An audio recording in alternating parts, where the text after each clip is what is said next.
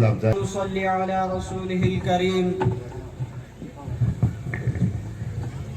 اما بعد فاعوذ باللہ من الشیطان الرجیم بسم اللہ الرحمن الرحیم انا نحن نزلنا الذکر وانا له لحافظون وقال رسول اللہ صلی اللہ علیہ وسلم خیرکم ما تعلم القرآن وعلمه او کما قال علیہ السلام عجب نہیں کہ بدل دے اسے نگاہ تیری عجب نہیں کہ بدل دے اسے نگاہ تیری بلا رہی ہے تجھے ممکنات کی دنیا برادران اسلام اور محترم سامعین کرام اور حاضرین جلسہ میں اس پرنور اور متبرک اجلاس میں متبرک کتاب قرآن کریم کی عظمت و فضیلت پر روشنی ڈالنے کی جسارت کا رہا ہوں میں اس سرچشمہ رشد و ہدایت اور منبع حکمت شریعت کا تذکرہ کرنے جا رہا ہوں جس کی حفاظت کی ذمہ داری رب کائنات نے لی ہے ارشاد ربانی ہے انا نحن نزلنا الذکر وانا له لحافظون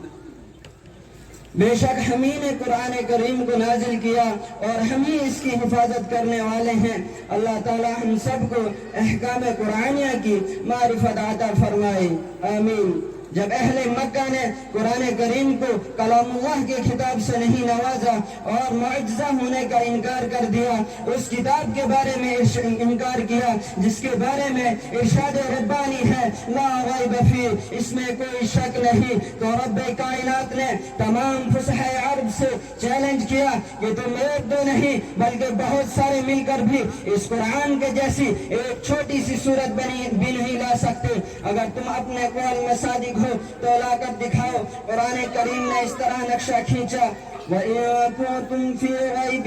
مِّمَّا نَزَّلْنَا عَلَىٰ عَبْدِنَا فَأْتُوا بِسُورَةٍ مِّن مِّثْلِهِ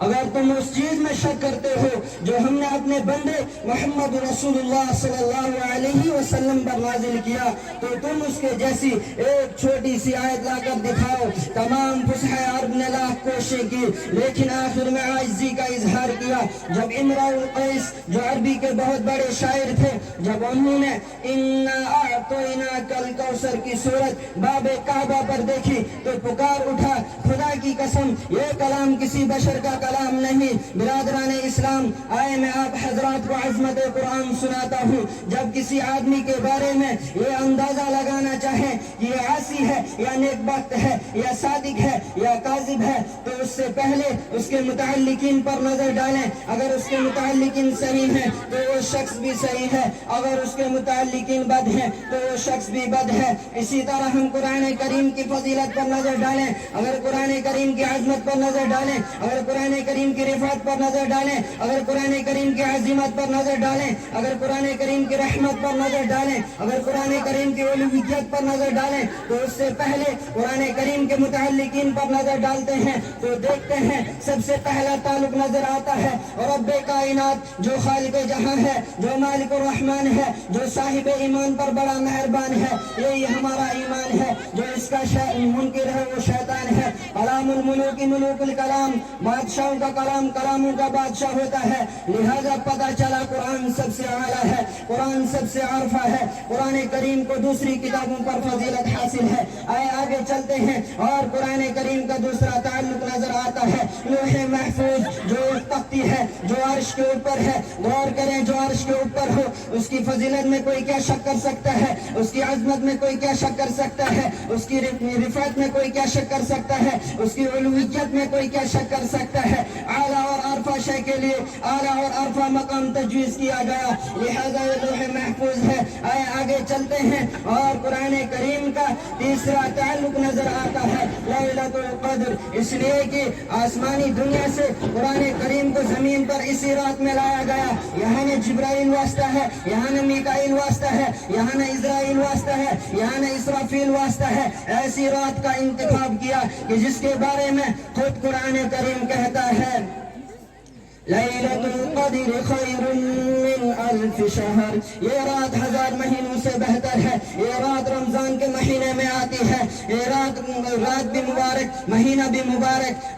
لہذا پتہ چلا کہ قرآن کریم کو زمانے کے اعتبار سے بھی فضیلت حاصل ہے. آئے آگے چلتے ہیں اور قرآن کریم کا چوتھا تعلق نظر آتا ہے حضرت جبرائیل جو سید الملائکہ ہے, جن کو تمام فرشتوں پر فوقیت حاصل ہے, جن کے بارے میں قرآن نے رسول کریم کا خطاب دیا. قوت والا عرش کے مالک کے پاس درجہ پانے والا کہا, جس کے بارے میں قرآن نے کہا ذی قوت عند ذی العرش مکین. سب کا معنی ہوا وہاں کا معتبر کہاں. اس فرشتے کی فضیلت میں کوئی شک کر سکتا ہے جس کو قرآن نے عزت والا قرار دیا, جس کو قرآن نے قوت والا قرار دیا, جس کو قرآن نے عرش کے مالک کے پاس درجہ پانے والا قرار دیا, جس کو قرآن نے پیکر امانت قرار دیا. لہذا قرآن کریم کا یہ تعلق بھی عظیم اور عرفہ ہے, جس سے قرآن کریم کی عظمت و شوکت روز و روشن کی طرح آیا ہے.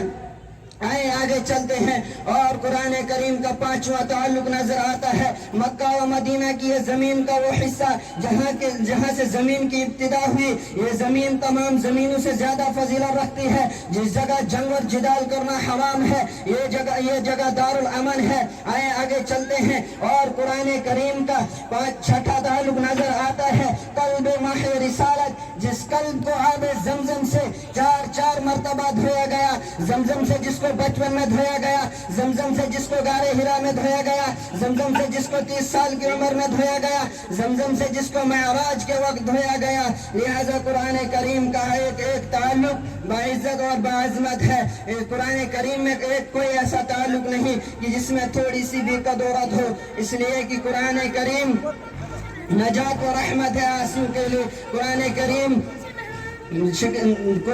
نجات و رحمت ہے آسیوں کے لیے. قرآن کریم تمام علوم کا گلدستہ ہے. قرآن کریم ایک جامع قانون ہے.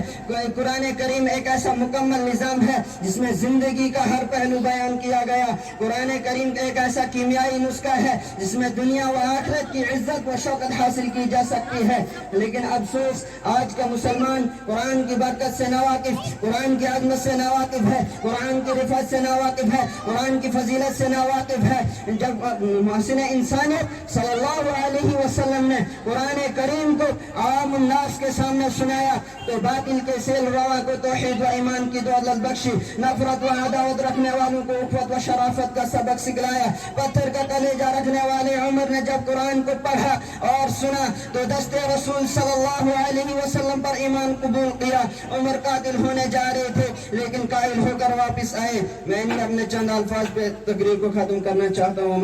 الحياة الدنيا وزينتها وما عند الله خير وأبقى أفلا تعقلون. فقال النبي صلى الله عليه وسلم فوالله للدنيا أهون على الله من هذا عليكم. رہے گا یاد یہ دور حیات بھی ہم کو, رہے گا یاد یہ دور حیات بھی ہم کو کہ زندگی میں ترستے تھے زندگی کے لیے. محترم حضرات, سامعین کرام, حاضرین جلسہ, یہ حسین و رنگین دنیا ایسے عشرت کے سامان, بارونق بازار, نظر کو خیرہ کرتی ہوئی تہذیب, ہنستے اور مسکراتے چہرے, اٹھلاتے اور اتراتے ہوئے لوگ, عالی شان بلڈنگیں, آسمان کو چھوتی ہوئی عمارتیں, کون ان کو دیکھ کر للچاتا نہیں؟ کسے یہ تمنا نہیں کہ دنیاوی زندگی کبھی ختم نہ ہو, ہم دنیاوی زندگی سے برابر لطف اندوز ہوتے رہیں. لیکن کیا یہ حقیقت نہیں کہ یہ سب چیزیں فانی ہیں, سب ایک دن ختم ہونے والی ہیں؟ ہم روز دیکھتے ہیں دنیا تغیر و تبدل کی عامہ جگہ ہے, ہر آن یہاں تبدیلیاں ہوتی رہتی ہیں. بچہ جوان ہوتا ہے, جوان بوڑھا ہوتا ہے اور آخرکار اس دنیا سے چلا جاتا ہے. پودے اگتے ہیں, بڑھتے ہیں, اپنے شباب کو پہنچتے ہیں, پھر مرجھا جاتے ہیں, پھر سوکھ کر ختم ہو جاتے ہیں. یہ دنیا کھیل تماشا ہے. اللہ رب العزت قرآن مقدس کے اندر ارشاد فرماتے ہیں انما الحیات الدنیا لعب و له وللدار الآخرة خير للذين اتقوا أفلا تعقلون کہ یہ دنیاوی زندگی لو لب کے سوا کچھ نہیں، اصل زندگی تو عالم آخرت کی ہے۔ دوسری جگہ ارشاد ہوتا ہے زین للناس حب الشہوات من النساء والبنین والقناطیر المقنطرة من الذهب والفضة والخيل المسومة والأنعام والحرث ذلك متاع الحیات الدنیا واللہ عنده حسن المعاد۔ مزین کر دی گئی لوگوں کے لیے مرغوب چیزوں کی محبت، یعنی عورتیں، بیٹے، سونے اور چاندی کے ڈھیر، گھوڑے، مواشی، زراعت، یہ سب چیزیں دنیاوی زندگی میں فائدہ اٹھانے کی چیزیں ہیں، اور اصل انجام کاری کی خوبی تو اللہ ہی کے پاس ہے۔ میرے محترم بزرگ اور دوستو، سمجھدار لوگ کبھی دنیا کے چکر میں نہیں پڑتے، وہ اپنا دامن بچا لیتے ہیں، وہ جانتے ہیں کہ نظر فریبیاں، یہ چمک دمک چند روز ہے، آخرت کے مقابلے میں ان کی کوئی حیثیت نہیں، 4 دن کی چاندنی پھر اندھیری رات ہے۔ فمن زحزح عن النار وادخل الجنة فقد فاز وما الحیات الدنیا الا متاع الغرور۔ جو شخص جہنم سے بچا لیا گیا اور جنت میں داخل کیا گیا وہ کامیاب ہے، اور یہ دنیاوی زندگی محض دھوکہ ہے۔ دوسری جگہ اللہ رب العزت ارشاد فرماتے ہیں فما اوتیتم من شیء فمتاع الحیات الدنیا وزینتها وما عند اللہ خیر وابقا افلا تعقلون۔ جو کچھ تم کو عطا کیا گیا وہ دنیاوی زندگی کی متاع اور اس کی زینت ہے، اور جو اللہ کے پاس ہے وہ زیادہ بہتر اور باقی رہنے والا ہے۔ یہ دنیا جو ہمیں اتنی ذوق و برق دکھائی دیتی ہے، جس پر ہم رہتے ہیں، جس کی رنگینیوں میں ہم کھوئے رہتے ہیں، اس کی حیثیت اللہ کے نزدیک ایک مچھر کے پر کے برابر بھی نہیں ہے۔ اللہ کے نبی صلی اللہ علیہ وسلم نے فرمایا لو كانت الدنيا تعدل عند الله جناحا بعوضة ما سقى الله كافرا منه شرابا۔ اگر اس دنیا کی حیثیت اللہ کے نزدیک ایک مچھر کے پر کے برابر بھی ہوتی تو اللہ تعالی کسی کافر کو اس کا ایک گھونٹ بھی نہ دیتے۔ اللہ تعالی مجھے بھی اور آپ کو بھی کہنے اور سننے سے زیادہ عمل کرنے کی توفیق عطا فرمائے۔ لله وكفى وسلام على عباده الذين اصطفى أما بعد فأعوذ بالله من الشيطان الرجيم بسم الله الرحمن الرحيم ولا تهنوا ولا تحزنوا وأنتم الأعلون إن كنتم مؤمنين صدق الله العلي العظيم۔ صدر محترم اور حاضرین جلسہ اور گلشن قاسمی کے غلول اعلیٰ، بزم سجاد کے اس تاریخی اجلاس میں مجھے جس موضوع پر لب کشائی کی سعادت ملی ہے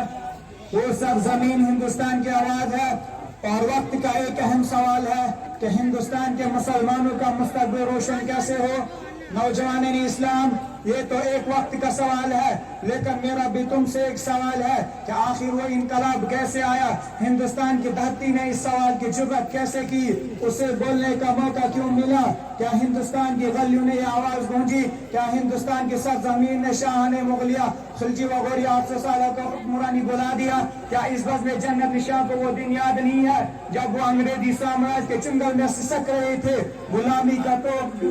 اور ذلت کی زنجیروں میں جکڑی ہوئی تھی، اس کی عزم و تقدس کو پامال کیا جا رہا تھا، امن و امان کا خاتمہ ہو چکا تھا؟ اسے سرزمین ہند بتاؤ، تمہیں کس نے آزاد کرایا تھا؟ علم و حریت کس نے بلند کیا تھا؟ تحریک آزادی بانی شیخ الہند کون ہے؟ مجاہد آزادی مولانا حسین احمد مدنی کون ہے؟ قائد آزادی مولانا ابوالکلام آزاد کون ہے؟ یہ سب کے سب کون ہے؟ ہمارے ہی اسلاف و اکابر تو ہے، ہمارے ہی آبا و اجداد تو ہے، جنہوں نے ہندوستان کے ماضی و حال اور مستقبل کو سنوارا ہے، 100 بار سنوارا ہے ہم نے اس ملک کے غیر سوئے برہم کو، 100 بار سنوارا ہے ہم نے اس ملک کے غیر سوئے برہم کو، یہ اہل جنوں بتلائیں گے کیا دیا ہے ہم نے عالم کو۔ پھر بھی ہم سے سوال کیا جاتا ہے کہ ہندوستان کے مسلمانوں کا مستقبل روشن کیسے ہو؟ نوجوانین اسلام، آپ اسلامی تاریخ کا مطالعہ کیجئے، اس کے اوراق کو خنگال کر دیکھیں، وہ کون سی طاقت تھی جس نے صحرائے عرب میں ہلچل مچا دی تھا؟ وہ کون سا اصول تھا جس نے ضلالت و جہالت اور شرک و کفر کے اندھیروں میں سعادت و ہدایت کا چراغ روشن کیا تھا؟ وہ کون سا نسخہ کیمیا تھا جس نے عرب کے بدوں کو نجوم ہدایت دیا تھا؟ وہ کون سی طاقت تھی جس نے مٹھی بھر مسلمانوں کو ہزاروں پر اور ہزاروں کو لاکھوں پر فتح و نصرت ادا کیا تھا، جنہیں دیکھ کر سمندروں نے بھی راستہ دے دیا تھا۔ تبھی تو علامہ اقبال نے کیا خوب کہا ہے، دشت تو دشت ہے دریا بھی نہ چھوڑے ہم نے، دشت تو دشت ہو دریا بھی نہ چھوڑے ہم نے،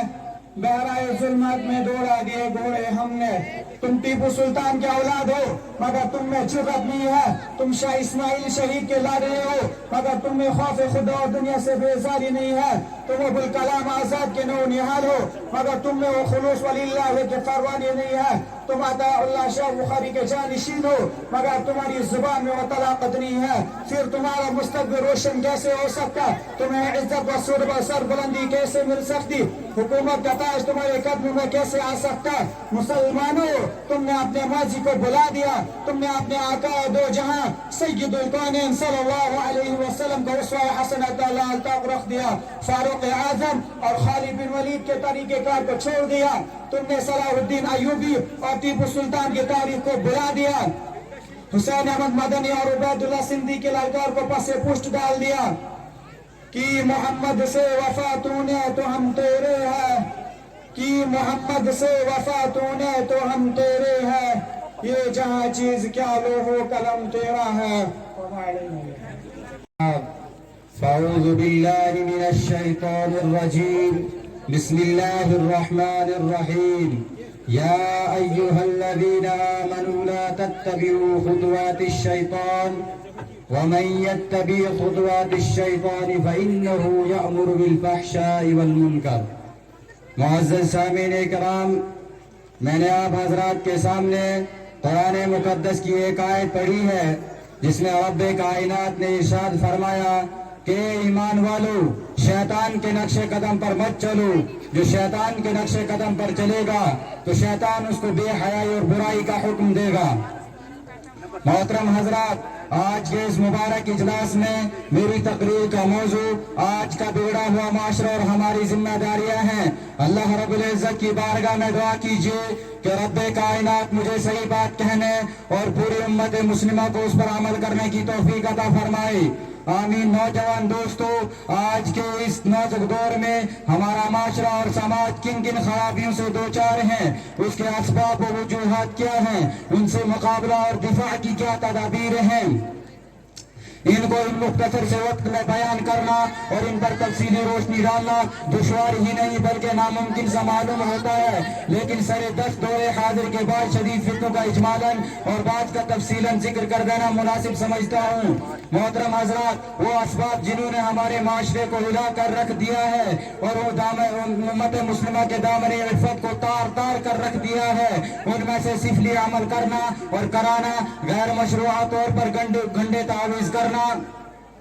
غیر شرعی کاموں کے لیے منت ماننا، ماں باپ کی نافرمانی کرنا، مردوں کا ٹکنوں سے نیچے پیجامہ پہننا، غیر مرد و عورتوں کا بے محابہ ملنا اور چلنا، لغو تفریحات میں وقت ضائع کرنا، ریڈیو اور ٹیلی ویژن پر فواحشات اور حیاسوز مضامین کا نشر ہونا، ان کا دیکھنا اور سننا، سینما دیکھنا، جوا کھیلنا، عورتوں کا بے پردہ رہنا، ننگے سر گھومنا پھرنا، گلا بازو اور پیٹ کا کھلا رہنا، بالیغ لباس پہننا، شوہر کی امانت میں خیانت کرنا، دفاتر میں نامعلوم مردوں کے ساتھ کام کرنا، بے پردہ بازار میں جانا،